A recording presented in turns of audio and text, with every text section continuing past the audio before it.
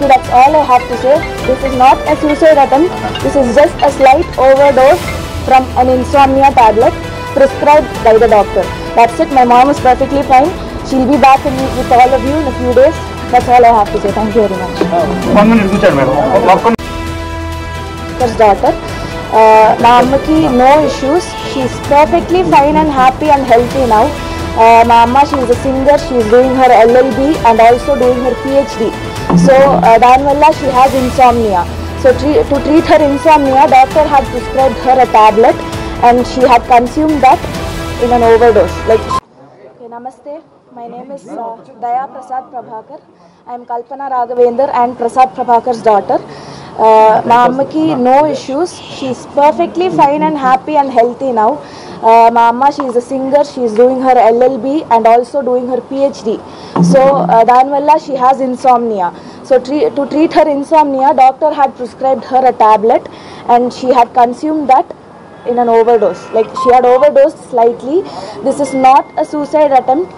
It's just a slight overdose because of stress in general life stress. Please do not manipulate any information. Our family is perfect. హాస్పిటల్లో present కల్పన కోలుకుంటున్నట్టుగా తెలుస్తోంది. తనకు సంబంధించి ఇటు ఆత్మహత్య యత్నం తన పెద్ద కూతురు విషయంలో జరిగినట్టుగా కూడా మనకు తెలుస్తోంది. తన పెద్ద కూతురుని కేరళ నుండి హైదరాబాద్కు వచ్చేసి గ్రాడ్యుయేషన్ ఇక్కడ పూర్తి చేసుకోవాలంటూ కూడా అడిగే క్రమంలో తన కూతురు నో చెప్పినందుకు తాను మనస్తాపానికి చెంది ఆత్మహత్య ప్రయత్నం చేసినట్టుగా మనకు తెలుస్తోంది. అయితే దీనికి సంబంధించి తన పెద్ద కూతురు ఇటు కేరళ నుండి హైదరాబాద్కి అయితే వచ్చారు. హైదరాబాద్కు వచ్చి తన అమ్మ దగ్గరికి వెళ్లారు. ఆ తర్వాత ఇటు పోలీసులు స్టేట్మెంట్ కూడా రికార్డ్ చేశారు. అసలు తను ఏమంటుందో ఇప్పుడు ఒకసారి చూద్దాం. My name is Daya Prasad Prabhakar. I am Kalpana Raghavendra and Prasad Prabhakar's daughter. My ammaki no issues. She is perfectly fine and happy and healthy now. My amma, she is a singer. She is doing her LLB and also doing her PhD. So danvalla she has insomnia. So to treat her insomnia, doctor had prescribed her a tablet and she had consumed that in an overdose. She had overdosed slightly. This is not a suicide attempt.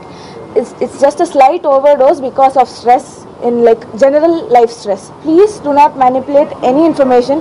Our family is perfectly fine. My mom and dad are very much happy. I am happy. Everybody is perfectly fine in my family. Please manipulate cheyodu. Everything is perfect and my mom, she'll be back in a few days. So thank you. That's all I have to say. This is not a suicide attempt. This is just a slight overdose from an insomnia tablet. రైట్గా హాస్పిటల్లో ఇటు కల్పన కోలుకుంటున్నట్టుగా తెలుస్తోంది. అయితే తనకు సంబంధించి ఆత్మహత్య యత్నం తన పెద్ద కూతురు విషయంలో చేసుకున్నట్టుగా తెలుస్తోంది. తన పెద్ద కూతురుని కేరళ నుండి హైదరాబాద్కు వచ్చి చదువుకోవాల్సిందిగా కల్పన కోరడంతో ఇటు తన పెద్ద కూతురు నో చెప్పినట్టుగా తెలుస్తోంది. తాను కేరళలోనే ఉండి చదువు పూర్తి చేస్తాను అని చెప్పడంతో కొన్ని రోజులుగా ఈ గొడవ జరుగుతున్నట్టు, అయితే దీనికి సంబంధించి ఇటు కల్పన మనస్తాపానికి గురైనట్టుగా తెలుస్తోంది. అందువలనే ఇటు టాబ్లెట్స్ ఎక్కువ స్థాయిలో మింగేసినట్టుగా ఆత్మహత్య యత్నం దీనికి సంబంధించి చేసుకున్నట్టుగా తెలుస్తోంది. కానీ తన కూతురు దియా ప్రసాద్ మాత్రం ఆత్మహత్యకి తనకు ఈ రీజన్స్ కి ఎటువంటి సంబంధము లేదు, అసలు ఇది ఆత్మహత్య కాదు, కేవలం తాను ఓవర్ డోసేజ్ కారణంగానే తాను స్పృహ కోల్పోయింది తప్పితే ఇది సూసైడ్ కాదు, సూసైడ్ లాగా చిత్రీకరించద్దు అంటూ కూడా దియా ప్రసాద్ కల్పన కూతురు చెప్పే ప్రయత్నం అయితే చేస్తున్నారు. మొత్తానికి హాస్పిటల్లో సింగర్ కల్పన అయితే కోలుకుంటున్నారు. నిన్న మనం చూసాము 2 రోజుల నుండి తలుపులు తెరవకుండా ఉండే దానివల్ల ఇటు పక్కనున్న వాళ్ళకి అనుమానం వచ్చి పోలీసులకు ఫిర్యాదు చేయడం, పోలీసులు అటు తలుపులు బద్దలు కొట్టుకొని లోపలికెళ్లి అపస్మారక స్థితిలో ఉన్న ఆవిడ్ని చూసి ఇమీడియట్ గా కూడా హాస్పిటల్ కి తీసుకువెళ్లటం చకచకా జరిగిపోయాయి. ఆ తర్వాత నిద్ర మాత్రలు ఎక్కువగా మింగటం వల్లే ఈ సిచ్యువేషన్ వచ్చినట్టుగా కూడా పోలీసుల ప్రాథమిక విచారణలో అయితే తేలింది. ప్రెజెంట్ తన కూతురు మాట్లాడుతూ కూడా అసలు ఇది సూసైడ్ కాదు, జస్ట్ మాత్రలు ఓవర్ డోసేజ్ మాత్రమే అంటూ చెప్పే ప్రయత్నం అయితే చేస్తున్నారు. దీనికి సంబంధించి మోర్ డీటెయిల్స్ మా ప్రతినిధి సాగర్ అందిస్తారు. సాగర్, చెప్పండి, కూతురు మాట్లాడుతూ కూడా క్లియర్ గా ఇటు కేరళ నుండి తాను రాకపోవడానికి ఈ సూసైడ్ అటెంప్ట్ కి అసలు సంబంధమే లేదు, అసలైతే ఇది సూసైడ్ అటెంప్టే కాదు అని అంటున్నారు. దాన్ని ఎలా చూడాలంటారు?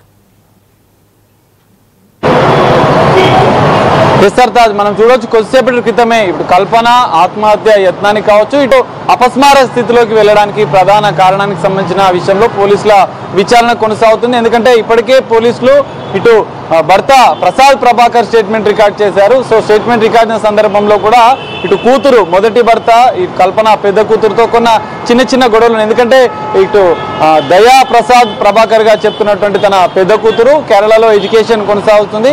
అయితే కేరళలో చదువుకుంటున్నటువంటి తనను హైదరాబాద్ రమ్మని పలుమార్లు ఇటు కల్పన రిక్వెస్ట్ చేసినా కూడా తను మాట వినడం లేదు.